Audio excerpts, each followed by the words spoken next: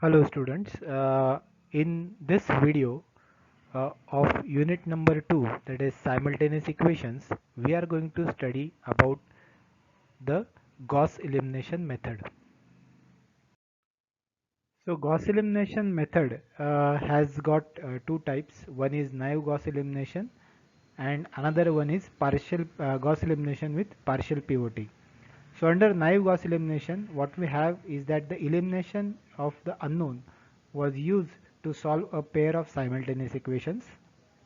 The procedure consists of two steps. First step is the equations were manipulated to eliminate one of the unknown from the equation, and the result of this equation step was that we had one equation with one unknown. Then steps in step second, consequently the equations could be solved directly and the result is back substituted into one of the original equations to solve the remaining unknowns. The basic approach can be expected to large set of equations by developing a systematic scheme or algorithm to eliminate unknowns and to back substitute. So, and this particular Gauss elimination algorithm can be used to solve n number of equations simultaneously. So let us consider one example to study a Gauss elimination method. So we have system of three equations.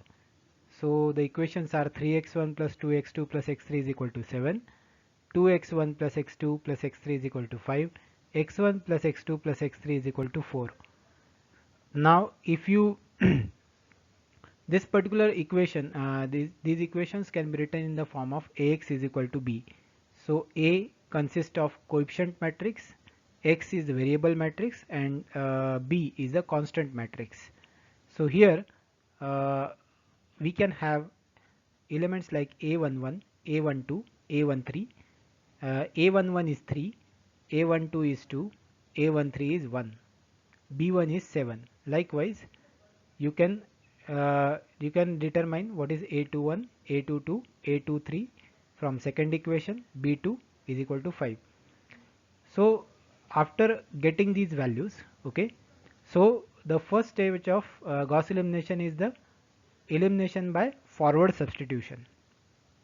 So in forward substitution, you actually choose one particular row as a pivot row, and using that pivot row you are going to change the other rows. Okay, so let us consider that in this particular scenario, A11 is considered as a pivot element. So A11 is considered as a pivot element. So because of that, during elimination operation, you have to multiply the second row by A21 upon A11, okay, and the third row by A31 upon A11, okay. So respectively, and subtract from the second and third row. So we get A2222 x2 plus A232 x2 is equal to B22, and third equation will become A3222 x2 plus A332 x2 is equal to B32.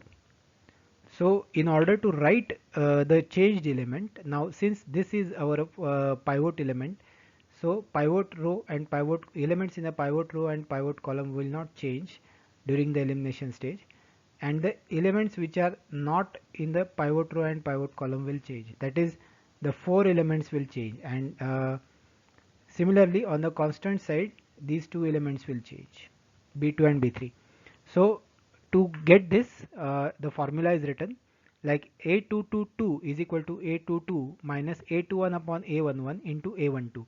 Now what is this A12? A12 is the corresponding element in the pivot row. Since we have decided that this is first row is our pivot row, and we have decided it such that we know that in this particular arrangement A11 is greater than A21 is greater than A31.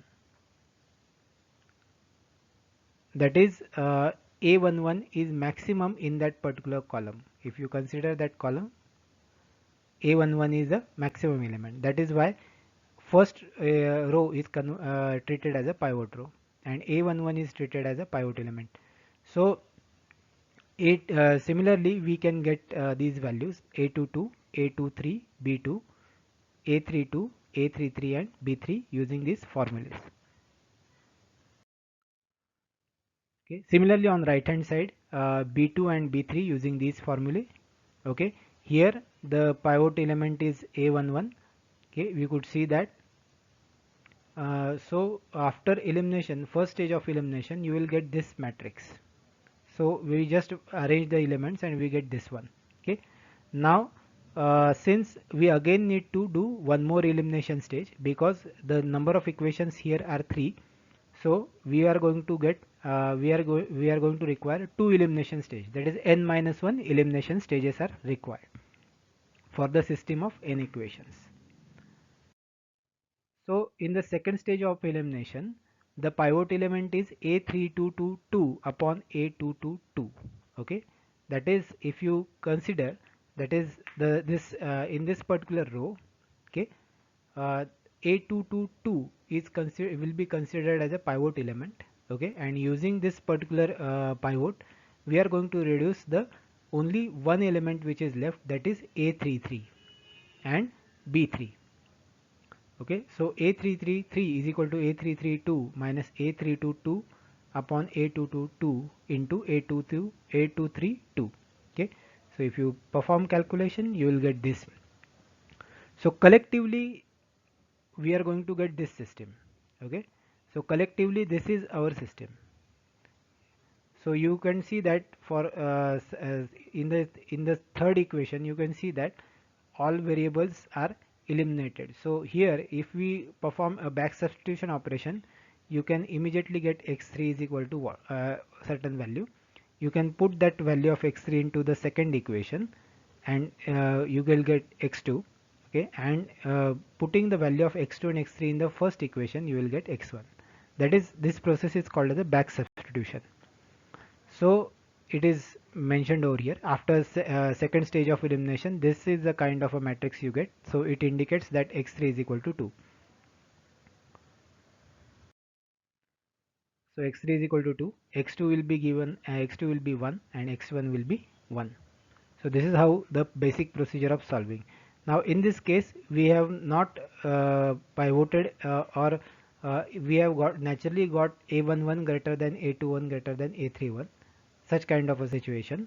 But if that is not the case, then what we will do, that is called as a partial pivoting. Okay, so let us consider some pitfalls above the Gauss elimination method. That is when this Gauss elimination method fails. Okay, so first is division by 0. Since there is a division operation, in division by 0 will lead to infinity. Round off error will occur. Okay, if there are more than 100 equations. Usually this situation occurs in the practical problem where you are going to actually implement the Gauss elimination method to solve more than 100 equations simultaneously. Okay, then third is ill conditioned system. So this is an example of ill conditioned system, that is a small change in the coefficient of x1 or x2, there is a large change in the solution. So under this when the such condition is there, you know that a11 into a12 minus a21 into a12 is nearly equal to 0. This is nearly equal to 0. Okay, so because of which usually the same situation of division by 0 will occur, and this is not the case which is desirable in the Gauss elimination method. So these are three conditions which need to be avoided. How they are going to avoid it? So first is scaling, that is we are going to multiply the equation by a large number so that appropriate scaling could be occurred for the coefficients. Then second is use of more number of significant digits, and third is the pivoting. So first two things are nothing but multiplication, and we are going to study the third thing, that is pivoting. Okay, so what is partial pivoting? The elimination performed n minus 1 steps in the elimination process if one of the pivot element, that is a111, a222, a333 vanishes or become very small as compared to the elements in the column when the attempted to rearrange the remaining rows so as to obtain the non-zero vanishing pivot or to avoid the multiplication by a large number. This strategy is called as a partial pivoting. Okay, This strategy is called as pivoting, and partial pivoting is something different. In the first stage of elimination, the first column is searched for the largest element in the magnitude and brought as a first pivot by interchanging the first equation with the equation having the largest element in the magnitude.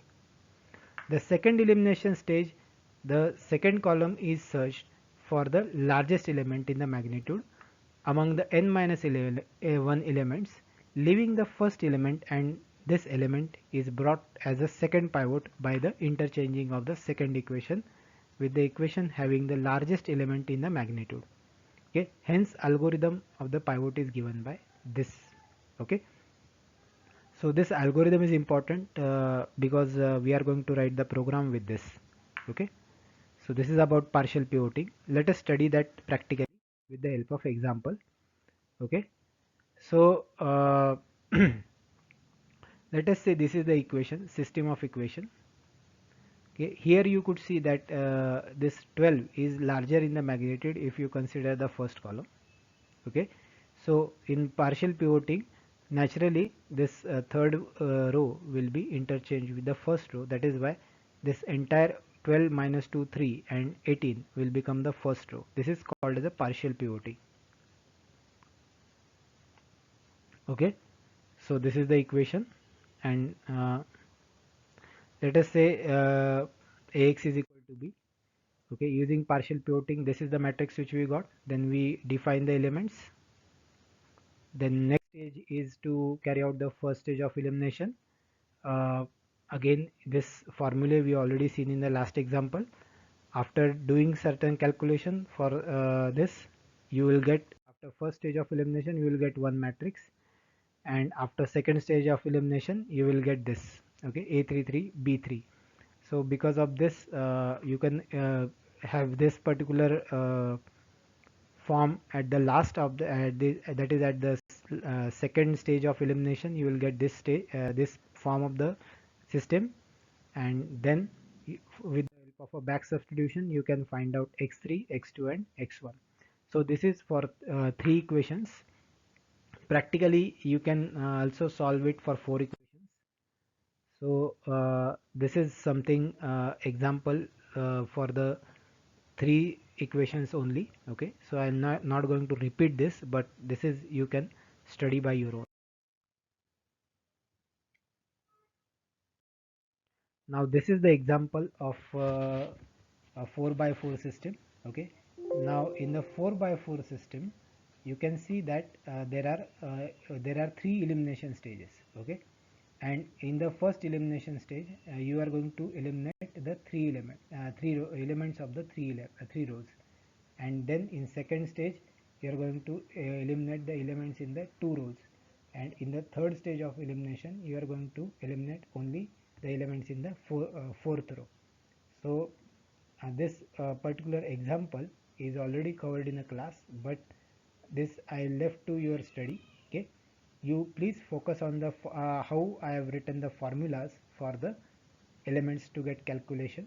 Okay, it is very simple. If you remember that this particular thing belongs to the second row. Okay, then these four elements belong to the third row. Similarly, these four elements belong to the fourth row. Okay, after the first stage of elimination you will write the system again. Then for the second stage of elimination you again write the formulas. It is very simple. In the second stage of elimination you are going to study the second column.